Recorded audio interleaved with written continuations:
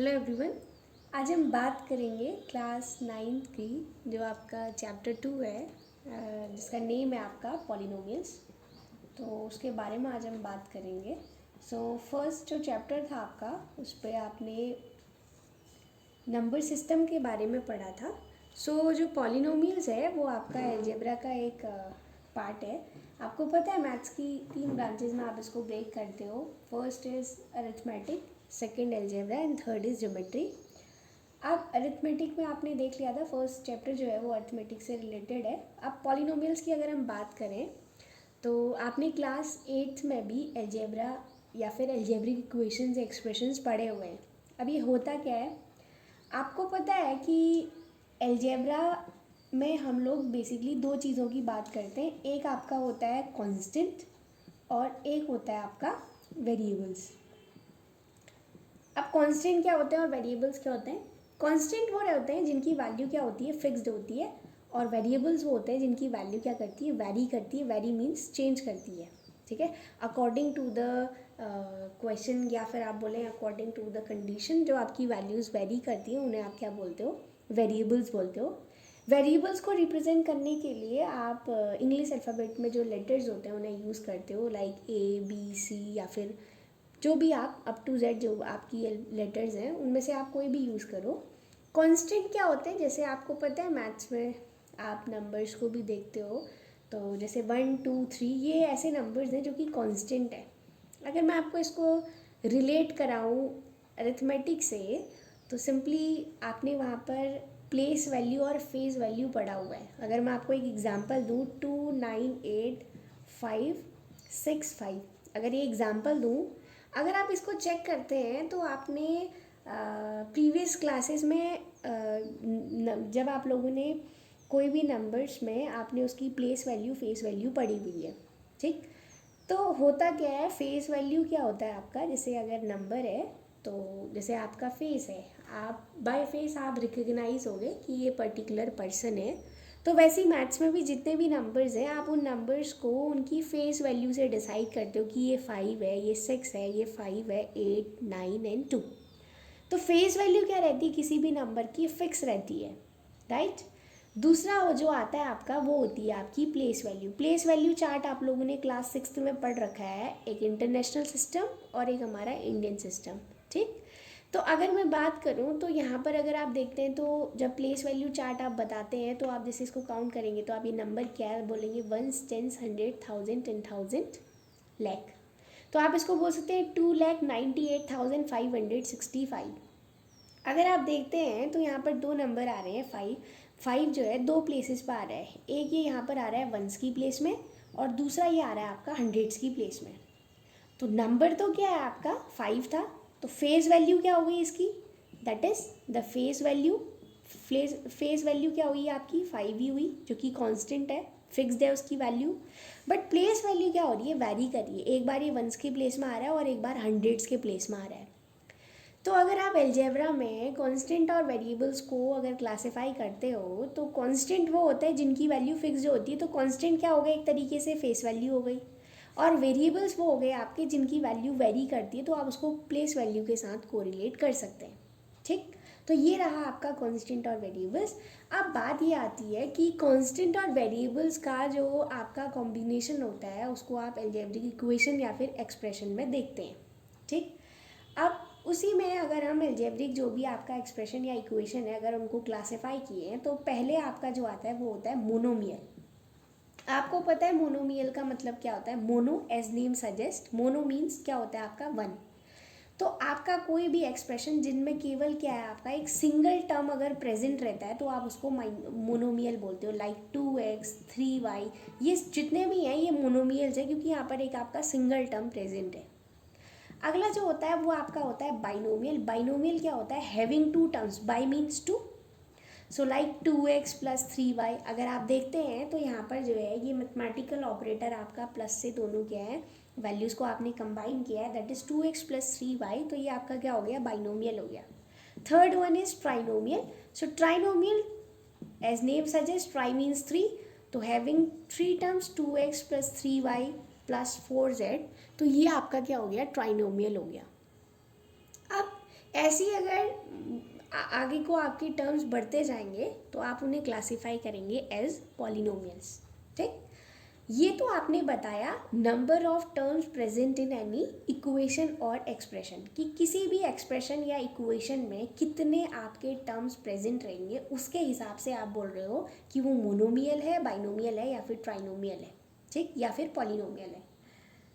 तो अब हम बात करते हैं, ये तो हमने नंबर ऑफ टर्म्स की बात करी। अब बात ये आती है कि अगर हम पावर्स की टर्म में बात करें किसी भी आपकी वेरिएबल्स की, तो उसे आप यहाँ पर डिग्री टर्म से डिफाइन करते हैं। डिग्री ऑफ अ पॉलिनोमियल क्या बोलते हैं उसको हम?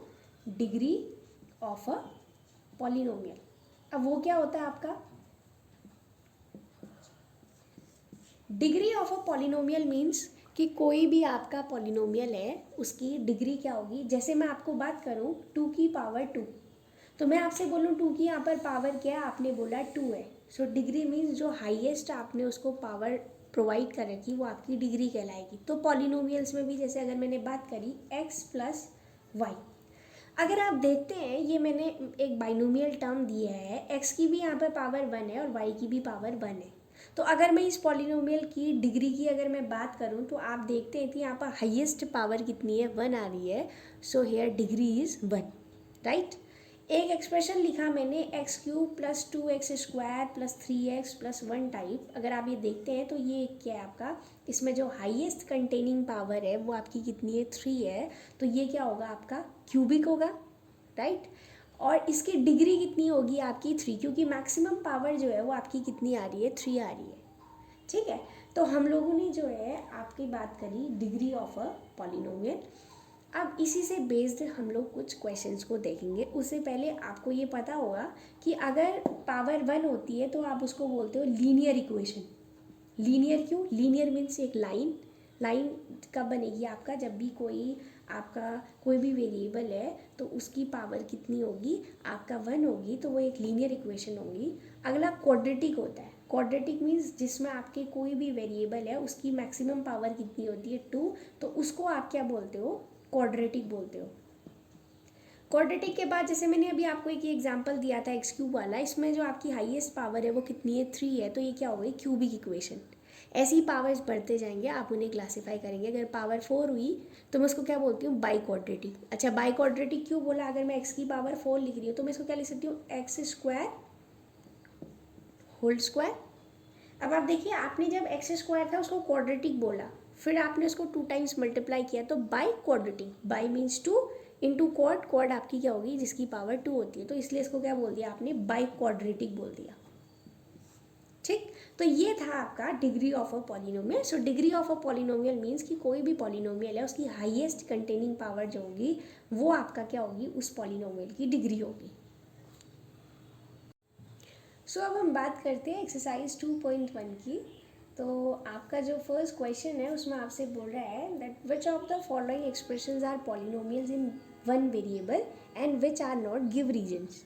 देखिए, आपको जो है इस क्वेश्चन में बताना है कि कोई भी जो आपको एक्सप्रेशन दिया हुआ है उस एक्सप्रेशन में आपका जो पॉलिनोमियल है वो वन वेरिएबल है या फिर नहीं है, और अगर है तो आपको रीज़न देना है, ठीक। अब देखिए, आपको पता होगा कि वन वेरिएबल, मैंने आपको बताया था कि वेरिएबल्स जो है आप जो भी इंग्लिश अल्फ़ाबेट के जो लेटर्स होते हैं आप उनसे उनको क्या करते हैं, लिखते हैं। सिंगल वेरिएबल क्या होगा, जिसमें आपका एक ही वेरिएबल प्रेजेंट होगा कोई भी एक्सप्रेशन में। अगर मैं आपसे फर्स्ट क्वेश्चन की बात करूं तो देखिए, फर्स्ट वाला जो क्वेश्चन है वो आपका है, सॉल्यूशंस देखिए। तो फर्स्ट वाला है आपका 4x square minus 3x plus 7। अगर आप इस पूरी इक्वेशन को देखते हैं तो देखिए, मैं आपको पूरा बता भी रही हूँ, अभी हम लोगों ने बात करी थी इंट्रोडक्टरी पार्ट में। अगर आप इसकी डिग्री की बात करूँ मैं आपसे, तो इसकी मैक्सिमम जो पावर है वो 2 आ रही है। तो डिग्री कितनी हो गई, 2 हो गई, राइट। डिग्री मीन्स जो आपका हाईएस्ट कंटेनिंग पावर है वो आपकी क्या हो जाएगी, डिग्री। तो डिग्री इसकी 2 हो गई। अब दूसरी चीज़, यहाँ पर जो वेरिएबल यूज है वो वेरिएबल क्या है, आपका x है, ठीक है। और पूरी इक्वेशन में अगर हम देखें तो वो एक्सप्रेशन जो है x के टर्म्स में लिखा गया है। तो ये क्या हो गया, सिंगल वेरिएबल टर्म हो गया, राइट। आपसे क्वेश्चन यही बोल रहा है कि कौन सा पॉलिनोमियल है जो वन वेरिएबल है। तो देखिए, यहाँ भी x आ रहा है, चाहे x की पावर कितनी आए, बट वेरिएबल ये भी x है और ये भी x है, ठीक है, और ये तो एक कांस्टेंट टर्म है। तो ओवरऑल देखा जाए तो ये variable single variable term equation है ये। तो ये आपका पहला वाला जो आ रहा है वो आपका क्या है, वन वेरिएबल कंटेनिंग पॉलिनोमियल हो गया, ठीक।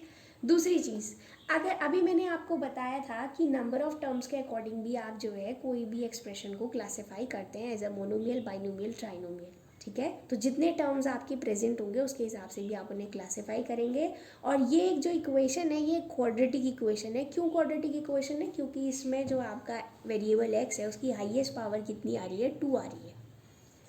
अब आपकी बात आती है जो आपका बी पार्ट है, ठीक है। तो ये क्या है, आपका सिंगल वेरिएबल टर्म है जो कि आपका वन वेरिएबल जिसको आप बोल सकते हैं। रीज़न मैंने आपको बता दिया है। नेक्स्ट है आपका y² प्लस √2। इसको भी अगर आप देखते हैं तो इसमें y की जो मैक्सिमम पावर आ रही है वो 2 आ रही है। तो ये आपका, इसकी अगर मैं डिग्री की बात करूँ तो डिग्री कितनी है, 2 है। आपको क्वेश्चन में बताना नहीं है, बट मैं आपको एक जो आपका इंट्रोडक्टरी पार्ट था उससे रिलेट करते हुए सारी चीज़ें ही बता रही हूँ। दूसरी चीज़, क्वेश्चन ने आपसे बोला है कि वो वन वेरिएबल कंटेनिंग पॉलिनोमियल है कि नहीं है। अगर आप देखते हो इस पूरी इक्वेशन में केवल एक आपका वेरिएबल यूज हुआ है जो कि y है। सेकेंड तो आपका एक कांस्टेंट नंबर है आपका।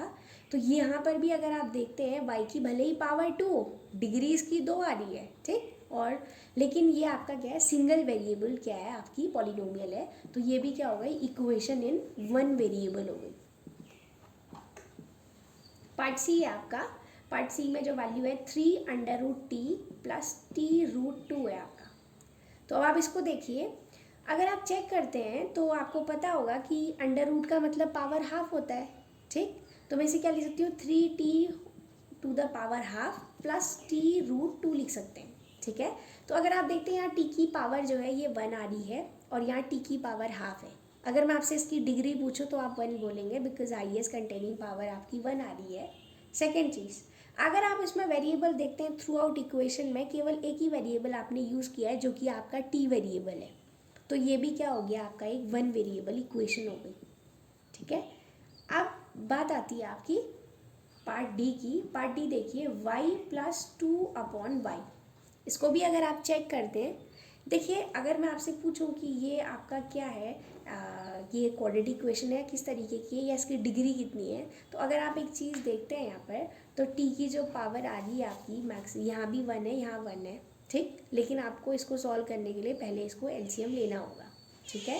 अगर आप इसका एलसीएम लेते हैं तो इसे एलसीएम जो है, एलसीएम अगर आप लेंगे तो एलसीएम कितना आ जाएगा, y और 1 का जो एलसीएम होगा वो y होगा। 1 से अगर y को डिवाइड करेंगे y टाइम्स जाएगा, so this will be y² + 2 आप लिख सकते हैं, ठीक है।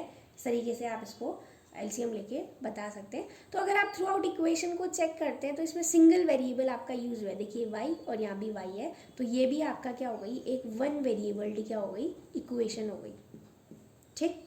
अब उसके बाद आपका आता है पार्ट ई। पार्ट ई अगर आप देखिए तो x⁻10 plus y⁻3 plus t⁻50।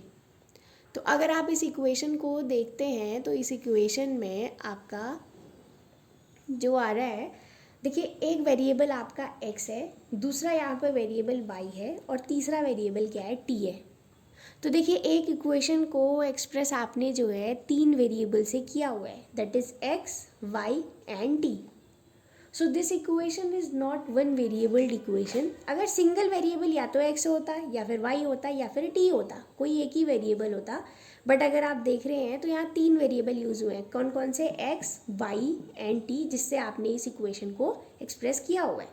So this is not an single variabled equation. तो ये आपका वन वेरिएबल इक्वेशन नहीं है, नॉट एन